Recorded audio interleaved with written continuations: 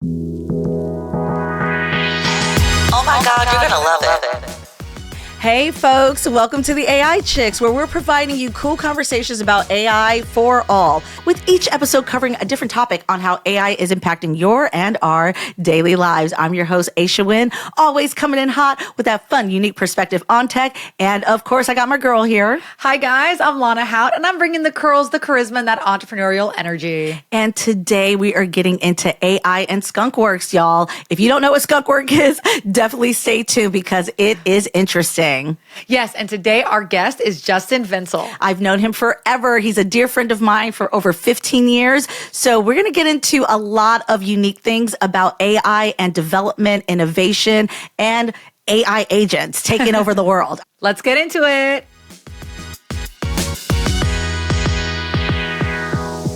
We have Justin Vincel in the building from Same Day Skunkworks. Justin, why don't you tell our listeners and audience how you've gotten to get into Skunkworks? What's your background and how you got to where you are today? I'm a longtime developer for something like 15 plus years. Was able to start a couple of companies, went through being engineering manager, technical product manager. I run a lot of teams across product and technology. At my current job, I work for AE Studio, which is a dev shop. And in particular, I'm the director of the Skunk Works team. We call it the Same Day Skunkworks team.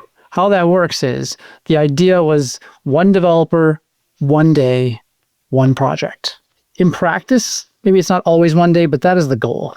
Really quick projects that we can put out onto the web. Just for our listeners, can you explain what Skunk Works is? The word Skunk Works originally comes from, I think it's Lockheed Martin. Back in the day, it was government contracts. And this started back in World War II. Semi-secretive aerospace division where they would experiment and make cool things. And some of the things that came out of there were the U-2 spy plane or the SR-71 Blackbird, things like that. It was probably an ancient meme back in the day where they got this word, but they wound up calling their team the Skunk Works, which is kind of a semi-secret experimental technology group. And it's kind of a term that people will use for kind of secretive experimental things, right? So we just call our team the Skunk Works team, right? It's an assembly of people, and we're always working on random new technology. All the covert stuff. Yeah, you guys are like the CIA.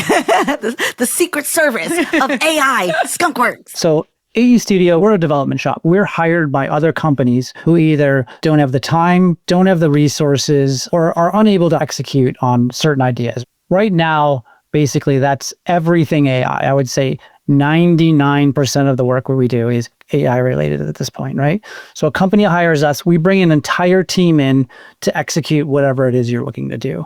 With that, we have a lot of clients, projects start up, and then sometimes they spin down really quickly. That means we end up with team resources that end up on the bench and they're not doing anything. One of the things we do behind Skunk Works is it gives a place for designers, product people, developers to land and do something, because a project can spin down in a matter of a day and they end up on my team and immediately they're not sitting idle. Some of the things we do is, we'll help develop individual skills. Maybe there's things we've been meaning to try out, or there's a hot new technology out there and it's not best to do that on a client project with a client paying you money. So instead we can experiment in more kind of a controlled space. Ultimately, we try to drive more client leads back to the company itself. Speaking of Skunk Works, yes. So every episode we ask AI what AI has to say about this topic. So Lana, who did we talk to today? So today we went to good old faithful ChatGPT. Okay, let's see what chat is chatting about when it comes to AI and Skunk Works.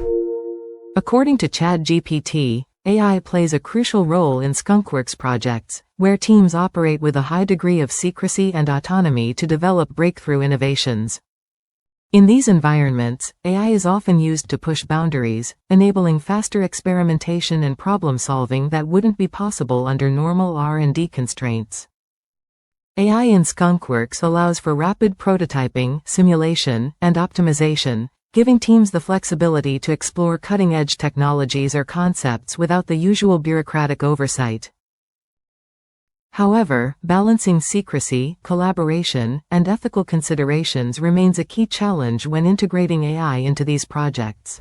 Okay, Justin, you heard what ChatGPT had to say. What are your thoughts? ChatGPT does a really good job of taking all the topics and kind of melding them together as seamlessly as possible. It picks up on the secretive skunk work project type things and then melds it together with moving fast, experimenting, working with cutting edge technologies. I was surprised that chat really didn't talk as much about the overarching dynamics of the tech industry that allows for Skunk Works to exist, where you are encouraged, try different things, beta test, R&D, churn and burn, fail fast, be innovative, and let's see what we get out of this. There's a lot of industries that do have R&D, but it's very risk adverse R&D. I would love to just hear your thoughts on being in that type of dynamic on a day-to-day basis. No, it's quite amazing. It's awesome freedom because the way that our Skunk Works team is organized is we are completely divorced from the client side work. The vast majority of our company are working on individual client projects. We're working with them. And then we have our team, which is completely separated from the rest of the company. This could be my idea. It could be someone else on the team's idea. It could be the CEO's idea. It could be anyone's idea. I can wake up any day of the week and just say, hey, let's build this crazy idea. And no one's going to say no. I have complete autonomy. Now, we pull ideas from all around the company. If you two have a great idea and I think it's awesome, I can build that. Oh, we have ideas, Justin. Oh, yeah? You give us a shot. We got some ideas over here. Everyone's hearing it fresh off the press. The AI Chicks is going to team up with Justin here and build some things. We're definitely going to have some sidebars with Justin about that. I think that is really cool what you were saying just about having that freedom and innovation. Oftentimes in a lot of traditional industry, they're worried about revenues and profits and costs, and having a team that's just purely for innovation, while great, if they don't get an innovation out of it that's valuable, it's not going to be seen or received as well. But I'm really glad to see in my research too about Skunk Work teams, how many companies do have this division. In the tech space. Yeah. It's so interesting because you have a lot of other industries where they have these incubators and they should be funneling much more innovation, but there's a lot of protocols and regulations. You mentioned your company does 99% AI focus. I was just curious, what kinds of AI projects are they doing? Are they building Gen AI tools, chatbots? Can you talk a little bit about that? I mean, it's kind of across the board. Education companies, we're working with a major airline. We have Gen AI stuff, less chatbot things these days, more AI agents, just AI-driven processes. And a lot of them are dealing with inconsistent data, unorganized data, and AI brings that possibility of being able to organize, structure, and understand these massive amounts of data. So we're kind of building entire AI infrastructures behind the scenes that will tie in and work with existing systems or existing projects. With the transition of a lot of companies needing to implement AI into their ecosystem, we all know that coders are coding less and AI is doing coding. And you've been in this industry before AI was doing all the coding for you. How are the engineers and the coders feeling about this change and evolution? Just curious of what the conversations have been in your circle. It varies from person to person. Some people really embrace it. Some people want to learn it, and some people are resistant. We're AI first, right? Everything you do, you have to be open to learning AI and using AI. And to be honest, we've kind of shaped the team so that the people who are really interested in it are still AE. There's just some people who it's very hard for them to grasp and understand or want to, right? It was very comfortable to sit and code for a very, very long time, right? It was very cathartic. And now you have to move even faster. And, learning AI, it's a whole new skill set. It's not just sitting down and coding. You have to learn it. If you're really comfortable in coding and now all of a sudden an AI tool can code for you, now if that was your main skill set, what other skill sets are you going to go do? And so I'm sure a lot of engineers and coders probably felt like, okay, now what am I going to add to my skill set? For sure. And, it's not even just coders too. It could be people who are doing product before, and maybe it was just writing, detailed specs and planning things out and working on monetization strategies. But now product people can take an idea from nothing to something with AI themselves and present a team of developers that first proof of concept without even having a developer involved. And developers are still really important there because AI is amazing at going from 0 to 1, but going from like 1 to 10, not very good at it yet. It gets lost, it goes on a tangent, it changes things that you don't even want it to change.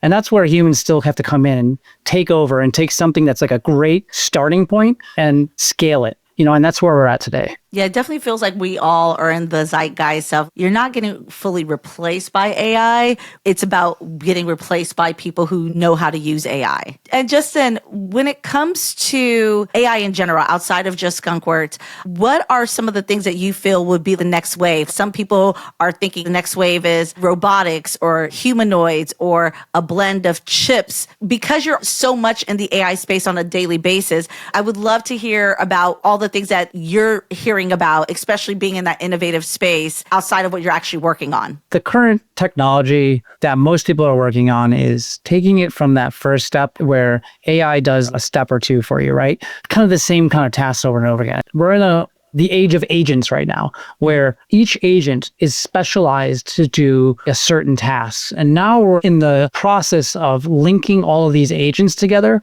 So the agent 1 does something and passes that to agent 2. And agent 2 is now specialized in something and it passes it to agent 3. Work together to do vastly more complex things. And that passing, is that automated? Automatically passing to the next agent? Correct. Okay. It's like the beginning of automation here. But are you saying that in the future, you would suspect that instead of having this sort of baton handoff, you could consolidate it into one AI agent doing the entire process? I think it's actually the opposite of that. Instead of trying to have an AI agent do a whole lot of things, you break it up into tons and tons of little tiny things. And each of those agents is really, really good at doing one specific thing. Experts in that one thing. Exactly. And then you have hundreds or thousands of these, right? That you put things and it can pass through all of them. And by the time it gets out the other side, you have this amazing outcome that is like greater than the sum of the parts, I guess. Do I get to have an AI agent manager that manages all of them? Yes. We've talked in past episodes about when you're doing marketing, right? You have to do 5 different AI platforms to get one thing done for a social media post. You make the video somewhere, then you got to edit the video somewhere else. But if they were all automated and doing it in one flow with each other, technically to the user, it feels like it's one. Yeah. But on the back end, it's all of these sub-geniuses. Yeah. And I'm fine with that, by the way. You want the UX and the UI to feel seamless. I just want it to feel like I just pressed the button and it understood what I wanted. But my question then becomes, do you think that there's going to be these product packages rolled out to be user-friendly? Hey, you're going to have these 5 AI agents doing this task for you, or they're going to still need a developer or someone to assist them in connecting them all together? Right now, we still need that human in the loop, we call it, where AI gets stuck, someone has to come in, parachute in, and you have to push some buttons, right? And we're rapidly kind of getting rid of that part. But the interfaces, I think, are going to completely change, right? Like we've built interfaces up to this point for humans, but if you're not doing much of the work, the interface is more for the agent now. Do you need all these screens and all these like drop downs and things? Like you're not doing it anymore. The agent's doing it. Yeah. And if you're not doing it, then you just need to have it be obvious to the human user what they need to input in. All of the interfaces are between AI. And it doesn't have to be pretty or obvious to a human. When you're developing an AI tool, AI platform, how are you taking into consideration the human experience where it feels seamless for the user? Because there's been some AI tools that we've interacted with. It does what it's meant to do on the back end, but for us to use it, it's not friendly. It's not conducive. Some of the experiences with them are not good. Not good. And a lot of the industry is still kind of falling back on what we know from the past, right? But that's the big question right now as to where that goes in the future,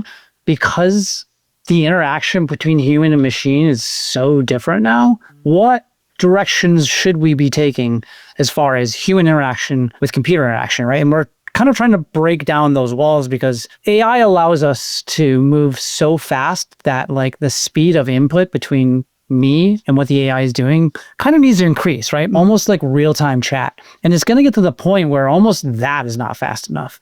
Now we get into like brain-computer interfaces, right? Where we're kind of linking thoughts directly to machines to increase the bandwidth between you and the machine, because the machine is moving so much faster than humans move right now. We've talked about cell phones, and there's all of these new wearable devices, and some are of the belief that, we're going to ditch cell phones and be wearing wearable glasses or some other wearable tech. That might even be just telling your AI agent something. Book my flight. I want to go on Tuesday. I want to be back by Wednesday. Yeah. But it's also not this user interface. It's kind of all fast moving, and it needs to be fast because this impatient culture that we have is only going to continue to be more impatient and want things faster.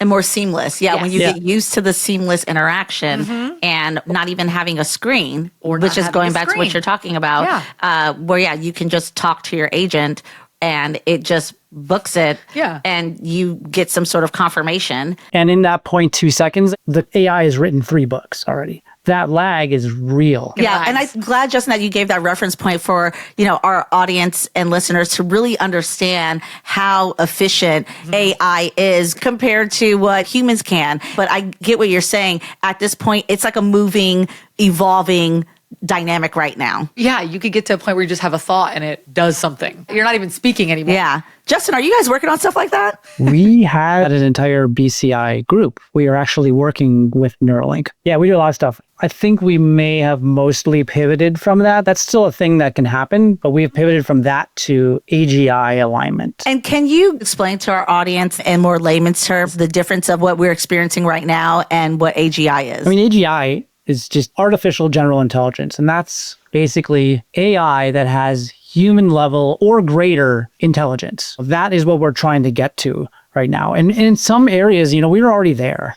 These AI agents basically have the entire history of the world at their fingertips at any time, right? No human can even match that. And then there's AGI alignment.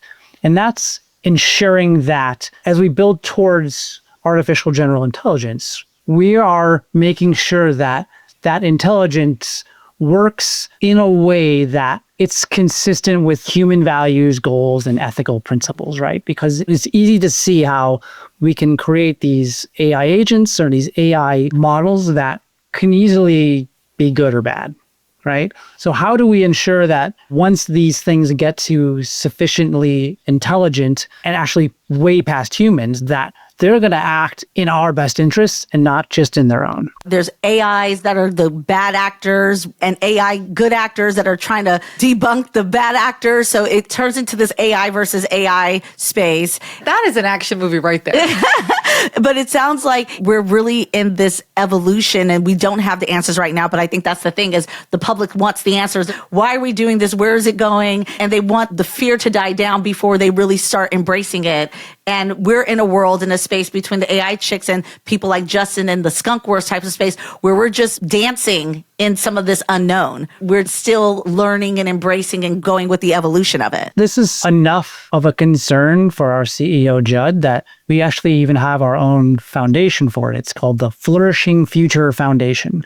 But we're putting significant amount of the company resources into kind of ensuring about this AGI alignment, just because the speed of innovation at this point is so rapid and is continuing to pick up. We're kind of working across political lines right now, actually trying to work with the administration that's in there right now to just understand why it's important, to try and push things forward in a way that makes sense and is kind of safe for everyone. AI will never be as bad as it is today. True. It just gets better from here. It's just getting better every single model. So it's I say to my teams, listen, it may not work today, but we need to work and plan on this project in 6 months from now. What we can't do, we will totally be able to do. So you don't even start a project sometimes being able to do the thing that you're setting out to do. Mm-hmm. You just know that the models are increasing and getting better at such a rate that by the time you're done setting everything up and getting to that finish line, most likely it's going to work. Outside of just what you've worked on or your work, what are some of the things that you feel like is too wild that AI shouldn't go there?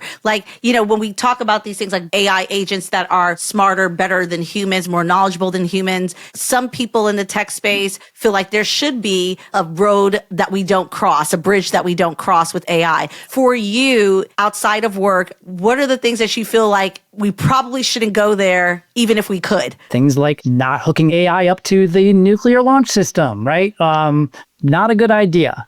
Other life-threatening kind of things that those still need to be human decisions at this point until we know or are guaranteed that AI will work in our best interests there.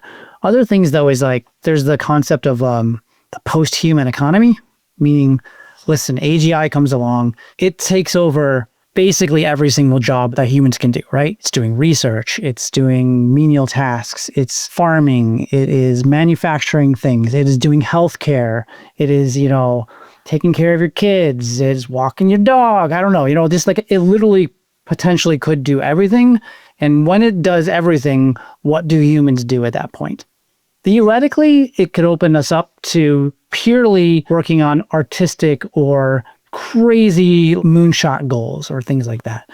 But we're even talking about people don't have income anymore. Yeah, or the universal income. Thanks for just teasing us a little bit with this conversation again, but I definitely wanted to touch on it because the fact that it could go that far that you're talking about is wild. And then we just, have a different way of living as a human species is basically what it comes down to. I want to just change direction. Here on the AI Chicks, we play a fun game called the Nickname Game, and we give our guests a nickname to induct them into the AI squad. Before we start, Justin, do you have any nicknames? Well, he has a nickname I gave him like over 15 years ago. Okay, well, I'm assuming that's going to be one of his nicknames in the game. So what's the nickname, Aisha? Yes. Justin, what's your nickname? Juantino? Juantino. Okay. Is there any backstory to this Because Juantino? he just became family. We've literally been friends for over 15 years now. All right. So Aisha has a Latin background. So Yes, just exactly. for everyone to know. Yes, Justin was feeling like a cousin at that point. Like we've just been literally friends for so long. You're like my cousin. I'm just going to call you Juantino. Juantino. I actually really like that. And I think I got a few other people in our friend circle calling him that. So I'm biased right now. Okay, I that's kind of it. want him to have that as the nickname, but he has to pick his nickname. So what's some other ones? Well, listen, I mean, this was kind of you talking about being Same Day Skunkworks, just in time. Now, I know. Oh. I know. It's a little Captain Obvious. I get it. I like just in time. Are we allowed to ask AI for a nickname? Yes, We are. yes, we are. But historically, It's not good. Maybe this is another app for him to develop. Okay. that's cool and hip and savvy. Yeah, it always gives the most corny kind of nicknames, not really nicknames that you would say to someone in the course of being friends. Yeah, so we stopped using AI generated nicknames, but I'm going to do one in real time let's right do now. it. I got my chat GPT here. I'm firmly in the camp that says you are not allowed to give yourself a nickname. Yeah, I agree with that. I'm asking chat to give someone named Justin Vincel a nickname that works in AI development and Skunk Works. And let's see what it says. Oh boy. Drum roll, please. Here's a few nicknames. Vincel Ops, Code Phantom. That's actually not that bad. Chad is trying to show off right now. It hurt me. JV, Okay, that is not a nickname. Neurovincel, Vincel X. Okay. So we got just in time, Juantino. We got JV, Vincel Ops, Code Phantom, The Architect, and Vincel X. What is it going to be? We'll go with Vencel X. I like it because it's kind of mastermindy. Possibly I'm good, possibly I'm evil. I don't know. Dun, dun, dun. Is he a superhero or is he a villain? We don't know. All right. Well, welcome to the AI squad, Vincel X. All right. Yeah. We like that. We like that. And then I get to keep Juantino for our circle. She's still going to call you Juantino. He knows. Well, thank you, Justin, Juantino, Vincel X in the building. Thanks so much for joining us. I feel like we could do a part 2 here. I know some of the listeners are like, why didn't you ask them this? Why didn't you ask them that? Because we are running out of time, folks. That's why. But Justin, thank you so much again for joining us. Hope you had fun. No, it was a great time. Thank you, Vincel X, for joining us. Thank you. Don't forget, guys, to follow, subscribe, and Aisha. Grab that merch. All right. Take care, everybody. Bye.